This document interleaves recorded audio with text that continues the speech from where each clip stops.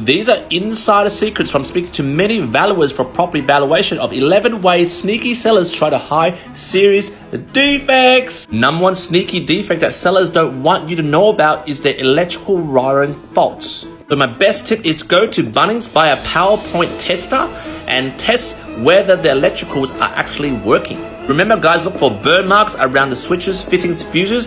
They equate to faulty wiring. And if that's too much trouble for you, get an electrician to do the overall test. It's a bit of money, but it will save you from buying a lemon. Sneaky defect number 2 that sellers try to hide is the garage sheds. So what happens is a lot of male like myself love a house with a shed. But guys, it doesn't mean you take that for granted that it's perfectly built by another man. Look for water stains outside the building. Also look for loose or broken power points inside the shed. And basically look for anything that is imbalanced or shonky, because you're looking out for DIY sheds, which about 70% of the houses in Australia have bloody DIY sheds that are not properly done. And sneaky trick number 3 from sellers is that once you're done with the shed, walk over to the garden. Make sure to turn on the tap and see whether the water is running off from the garden underneath to the house. Because if that happens, it means there's potential for dampness and water damage underneath the structure of the house. Also, avoid large trees close to the house. It means that there may be untamed roots that can imbalance the structure of the house. Number 4 sneaky trick from sellers is they use their inside inspectors. These inside inspectors usually have this tick box mentality in terms of inspecting property. You don't want to use their inside tick box inspectors. You want to use a detailed property inspector that actually fills in a bloody report. And also guys, hire someone like a property inspector that is willing to get a ladder and climb into the roof or crawl underneath the house. And if avoidable, don't use the agent's building inspector reports because they use insider inspectors. Number 5 sneaky tactic by these sneaky sellers is that make sure the windows can be open. Sometimes they lock it and go, oh, we just locked it for the convenience of their house inspection. No, make sure it can be opened. Another obvious trait of these windows being dodgy is that look for broken window frames, and also look for excessive condensation and mold growth because that equals poor ventilation. Avoid at all costs. And number 6 to look out for is look for buckle or badly fitted eaves on the roof.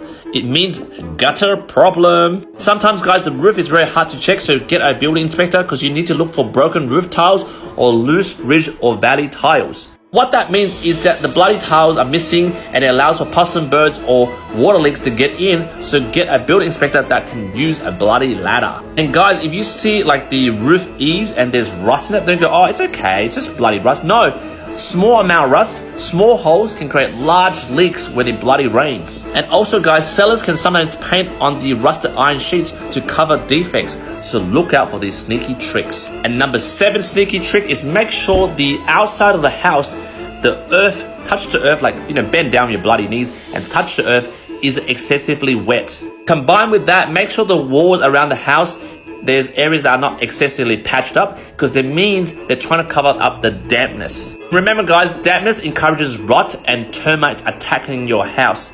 And make sure if there's a fresh coat of paint on the house externally or internally, really be wary why they did that painting job. Maybe they're trying to cover up the damps. Sneaky trick number 8 is they sometimes throw in a granny flat, but that granny flat, ask the council or your conveyancer, is it illegally built? In terms of illegal buildings, make sure there's no illegal extensions to like a 3rd or 4th bedroom. Because remember guys, even though the price is cheap and you're running, why are they dropping the price so low and the extra room? Or maybe you purchase an illegal building and this becomes your legal liability when you become the new owner. Sneaky trick number 9 is to look out for walls and cracks. The way to look out for illegal removal of walls is look for cracks where the wall joins the ceiling. Any cracks on the wall is a big sign there's a structural damage or imbalance in the wall. Also go out to the house and look at the external wall. Is there warping? Look out for cover up with excessive plaster and paint in one area. Large cracks also in the driveway is another sign of movement in the house. And sneaky trick number 10, this is very important guys. Beware of bad plumbing. Okay, so the way to do that is to go into the bathroom, open the bloody cupboards and look and feel for dampness and wetness. That's right guys, don't be shy, beneath the bathroom mat, if they place a bathroom mat near the door, just take it off and feel the dampness underneath. Is it damp? is dry. Another trick for dampness is look at the ceiling. Is there like paint peeling off? Is there bubbles? It means poor ventilation exists in this place. Again, for not being shy, check the water pressure by opening all the taps in the house. Does it flow equally in terms of each tap, or one tap is slow and one tap is faster? Since you guys have went to the extent of being shameless, just fill up the bathtub and watch it drain. Is it slow? If it is, don't buy. Last sneaky trick 11 is beware of the floorboards. Make sure when you walk inside for the open inspection, walk over the floors and see if you can feel yourself in balance. Is it the floorboards or you're bloody drunk from your bloody hangover? Remember guys, if there's carpet laid over the floorboards, be suspicious. Are they trying to, cover up on a stressed slab?